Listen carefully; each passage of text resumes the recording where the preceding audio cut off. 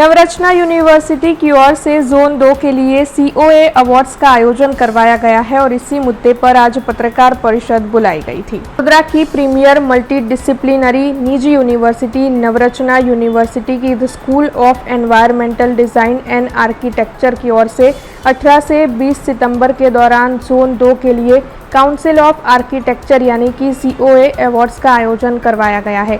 University के भाईली campus में ये इवेंट आयोजित होने वाली है। तब भारत के विभिन्न राज्यों की आर्किटेक्चरल स्कूलों की असाधारण प्रतिभा को इस दौरान पेश किया जाने वाला है।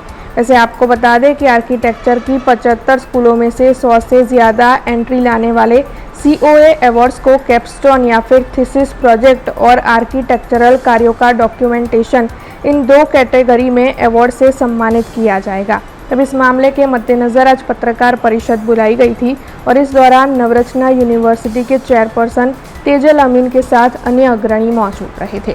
મને ખૂબ આનંદ થાય છે કે નવરચના યુનિવર્સિટીની school of environmental design and architecture SEDA આ વખતે કાઉન્સિલ ઓફ આર્કિટેક્ચરનો જે સૌથી પ્રેસ્ટિજિયસ સિનિયર સ્ટુડન્ટ લેવલે કોમ્પિટિશન થાય છે અવોર્ડ માટેની એનું હોસ્ટિંગ આજે નવરત્ના યુનિવર્સિટીમાં ઇનોગ્યુરેટ થઈ રહ્યું છે।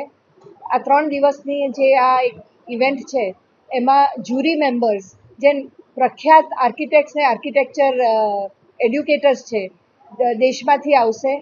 100થી વધુ એન્ટ્રીઝ આવી છે અને એ આપણા ઝોન 2 કે જેમાં 7 સ્ટેટ્સ ગુજરાત, મહારાષ્ટ્ર, છત્તીસગઢ, ઓરિસ્સા, મધ્યપ્રદેશ જેવા ગોવા જેવા સ્ટેટ્સમાંથી આ એન્ટ્રીઝ આવી છે અને આ પછી ઝોનલથી ફાઇનલ લેવલે જશે।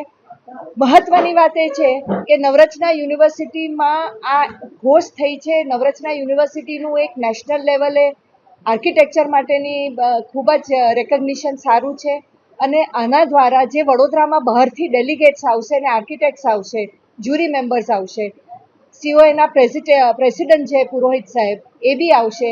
તો વડોદરામાં જે આપણી અત્યારની પરિસ્થિતિ છે, વડોદરાની જે ખાસિયતો અને ખૂબીઓ છે અને એમના દ્વારા જે ઇન્ટરેક્શન થશે સ્ટુડન્ટ લેવલે, ફેકલ્ટી લેવલે, એનાથી એક આપણું જે આર્કિટેક્ચર ઇન્ટેલિજન્સ છે કે વિઝડમ છે એમાં આપણે ઘણો સુધારો અને વધારો થશે।